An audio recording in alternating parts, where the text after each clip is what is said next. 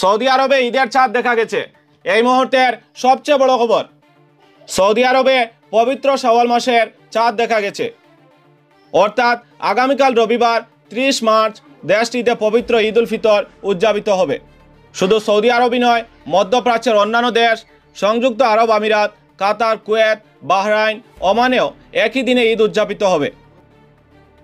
এই ঘোষণার পর এখন ভারত ও বাংলাদেশের মানুষের মনে একটাই প্রশ্ন, আমাদের দেশে কবে হবে ঈদ? ভারতে সাধারণত সৌদি আরবের একদিন পর ঈদ উদযাপিত হয়।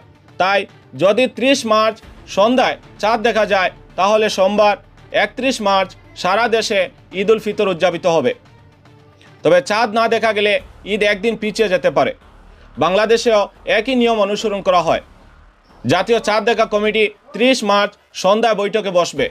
যদি চাঁদ দেখা যায়, তবে বাংলাদেশেও 31 মার্চ ঈদ উদযাপিত হবে। ভারতের বিভিন্ন শহর ও অঞ্চলে চাঁদ দেখা নিয়ে স্থানীয়ভাবে ঘোষণা আসবে।